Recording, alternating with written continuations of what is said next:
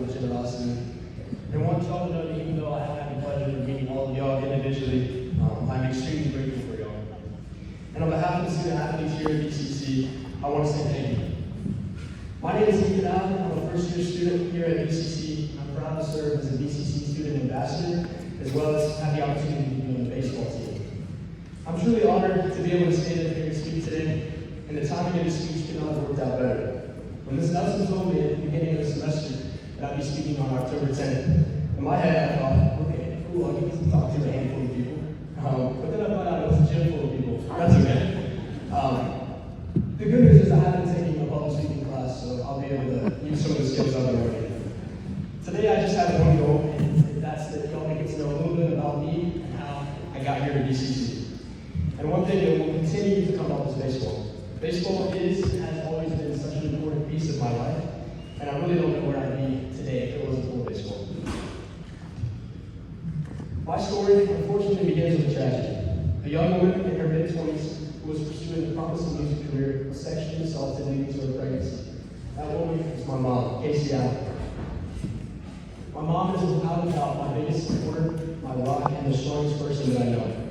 Sacrificing everything she ever dreamed of to raise me and love me. And I'm truly grateful for her. Growing up, I was lucky enough to have my Nana and Papa live with us and they helped raise me as my mom went through grad school. As a kid, I was never forced to play any particular sport, but there were definitely some nudges in the right direction. As early as I can remember, my Papa would sit with me and we would talk all about the legendary Braves baseball players like John Smoltz, Hank Aaron, Chipper Jones, Dale Murphy, and so many more. Right off the bat, if you will, baseball was flooded into my head and I loved it. I don't remember a season that I wasn't playing. From T-ball to coach pitch, or even watching a little VP in the yard with my mom. And as a restless kid with pretty bad undiagnosed ADHD, baseball was one of the only things getting me through the school day. I hated sitting still, but as long as I had the ball field to look forward to, I could make it through the day. I used to hate the days when it would rain and we couldn't go to the ball field. And a similar feeling still comes to this day if the game gets rained out. As I got older, life started to throw me a curveball. In 2016, my mom was diagnosed with ovarian cancer, and that year was fraught with surgeries, doctor's visits, hurt, anger, and pain. All the regular feelings that a fifth grader would naturally feel watching his mom slowly become less and less like his mom. Our evenings where she would play catch with me in the yard or hit any ground balls, which were places we had to be quiet so I wouldn't disturb her rest. Finally, after a total hysterectomy, she made a full recovery and went into remission, but it was short-lived. In 2018, she was diagnosed again, this time with breast cancer, and it was worse. For the first time in my life, I actually had to think about what it would be like to lose the only parent that I had. I'll never forget the conversation that we had, where I would go, who I would live with, what I would do if she didn't make it. And that was really hard to hear as a middle schooler. But yet again, she pulled through, and after a double mastectomy, she made a full recovery. And other than one false alarm last year, cancer is far in the rearview mirror for good. Through all of this, baseball remained the one constant that I had, the one place I could go where I could shut off the entire world around me, and it was honestly the only thing keeping me from losing my ever-loving mind. Fast forward to high school, where I began to really hammer down on baseball. I knew that if I wanted to fulfill my dreams of playing in college, I had a lot of work to do.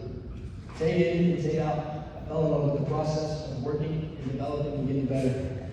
I would look forward to the phone call conversations that I got to have with my papa every night as he now lived in a full-time assisted living facility. We would talk all about baseball, where I was heading, how I was going, and he would always ask me if I still enjoyed the game, and my answer was always yes. He also gave me some pretty good advice for the ladies too. In life, I've learned that you're either in a storm, coming out of a storm, or about to go into a storm. And I was about to go into a storm that would change my life forever. Summer after my freshman year of high school, on July 2nd, I got home from a lake trip with some friends, and my mom sat me down and told me that one of my buddies, William, who was actually supposed to go on the lake trip with us, had been involved in a tragic ATV accident and was rushed to the hospital unrecognizable. I had no words. I remember this feeling of numbness, the feeling where time slows down and my brain speeds up, the same feeling that I felt in 2016 and 2018. And after 4 long days battling for his life on a ventilator, the worst fears came to life on July 6th, when William took his last breath here and took his first breath with the Lord. How could this happen? The same friend that I used to dream about playing college baseball with was gone. The same friend who was about to get his driver's license in a week was gone. I wish I could say that this was the worst news that I got that week, but it wasn't. In the midst of this, my papa had been put on hospice care, and how he got here is a longer story, but somehow I didn't realize that he too was nearing the end of his life. On July 8th, my buddy and I went over to William's house to cut the grass for his parents. And as we wrapped up, my mom called me in the car, saying we have to go see Papa. On our way, she got a phone call. I immediately knew. I had a gut feeling and I was right. He was gone. The only consistent male role model that I had in my life was gone. My big buddy, and I didn't even say goodbye. As time went on, things began to get different. I won't say they got easy, they got different. I was still committed to playing baseball in college, and I was going to do whatever it took to make that happen. The odds were not exactly in my favor, going to a small school with no baseball field and a team forced to practice in a small corner of the outfield, with no winning history, no support whatsoever, and no collegiate signings to show for it. Definitely had a hill to climb, but I pushed on. Countless days spent in the cage on my own, working remote with a coach that I knew from Conway, South Carolina, and sacrificing a lot of social aspects of life that many high schoolers enjoy. I found my joy in the process, and that's where it stayed. My senior year, I signed to play at Covenant College, and it was a dream come true. When I got to campus, I was ready to work. I had made it, but I hadn't made it. As the year went on, I was disappointed, but I still found myself alone at times in the cages or in the weight room.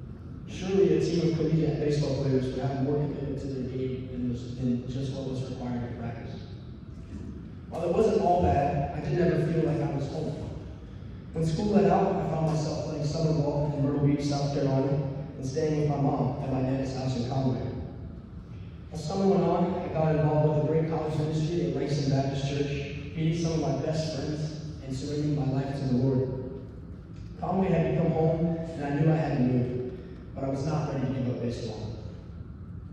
After lots of prayer and conversation with my mom, I decided to enter the transfer portal for the upcoming school year. I was fortunate to receive a few offers, one of which was a small community college I had never heard of in Brunswick County, and just an hour from my now new home. I knew that my aunt, Brenda Bozeman, was the mayor of Leland and would be a great person to talk to about Brunswick Community College. Aunt Brenda gave me the contact of her man, Mr. Mike Forte, who I had the privilege of having a phone call conversation with. We talked about all things BCC, and I left the phone call feeling extremely encouraged and curious. So I made a plan to visit with Coach Allen, and after showing me around and getting to know me and my mom a little bit, I knew right away that BCC was a perfect fit. I called Coach Allen on my way home and told him I was coming to be involved in the fall, and it has been one of the best decisions I've made thus far in my baseball career. Every day, I get to surround myself with other talented ball players who have goals of playing at the next level. It is such a blessing to have coaches like Coach Allen, Coach DK, Coach Pete, and Coach Gary, who have a passion not just for the game, but for playing the game the right way and working hard. I can tell this on the first day when we were expected to be in the field at 6 a.m. for conditioning. After my experience at Covenant, I expected to be the only one there at 5:30, but I was not, and I was happy that I was not. Here at BCC, I'm a part of a team who cares. I'm a part of a team who works hard and who pushes themselves and each other to get better every single day. I truly love getting to go to the Dolphins Performance Center at 6 a.m. and be surrounded by teammates who push me in the weight room. It's an incredible what a difference it can make when a whole team's culture is set on physically getting better and developing every day. This is what I've always wanted and what I've always craved from baseball. And it's a big part thanks to the donors. The money put into the athletic department, as well as scholarships, helps students like me where every penny counts.